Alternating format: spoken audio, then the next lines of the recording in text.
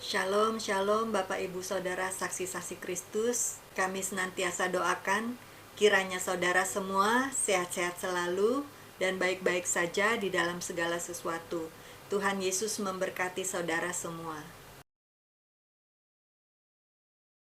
Terima kasih saudara telah membantu pelayanan kami di dalam pekerjaan Tuhan dengan mensubscribe channel ini. Kali ini pada bagian kedua untuk tahun 2023 adalah gelap.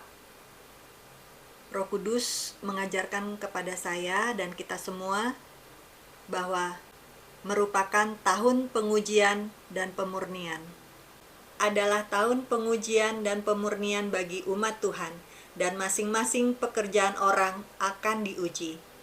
Di dalam Daniel 11 ayat 35, sebagian dari orang-orang bijaksana itu akan jatuh, supaya dengan demikian diadakan pengujian, penyaringan, dan pemurnian di antara mereka sampai pada akhir zaman, sebab akhir zaman itu belum mencapai waktu yang telah ditetapkan. Mari kita baca firman Tuhan dari 1 Korintus 3 ayat 11 sampai 17. Karena tidak ada seorang pun yang dapat meletakkan dasar lain daripada dasar yang telah diletakkan, yaitu Yesus Kristus. Entahkah orang membangun di atas dasar ini dengan emas, perak, batu permata, kayu, rumput kering atau jerami, sekali kelak pekerjaan masing-masing orang akan nampak, karena hari Tuhan akan menyatakannya. Sebab ia akan nampak dengan api, dan sebagaimana pekerjaan masing-masing orang akan diuji oleh api itu. Jika pekerjaan yang dibangun seseorang tahan uji, ia akan mendapat upah. Jika pekerjaannya terbakar, ia akan menderita kerugian, tetapi ia sendiri akan diselamatkan, tetapi seperti dari dalam api. Tidak tahukah kamu bahwa kamu adalah bait Allah, dan bahwa Roh Allah diam di dalam kamu? Jika ada orang yang membinasakan bait Allah, maka Allah akan membinasakan dia, sebab bait Allah adalah kudus, dan bait Allah itu ialah kamu. Amin, amin. Firman Tuhan katakan di dalam Roma 6 ayat 22, tetapi sekarang setelah kamu dimerdekakan dari dosa, dan setelah kamu menjadi hamba Allah, kamu beroleh buah yang membawa kamu kepada pengudusan, dan sebagai kesudahannya ialah hidup yang kekal.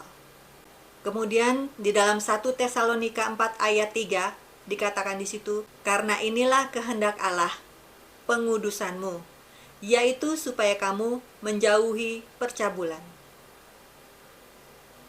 Tuhan menghendaki agar kita merdeka dari dosa dan tidak kompromi dengan dosa. Lalu bagaimana caranya kita menjaga kekudusan?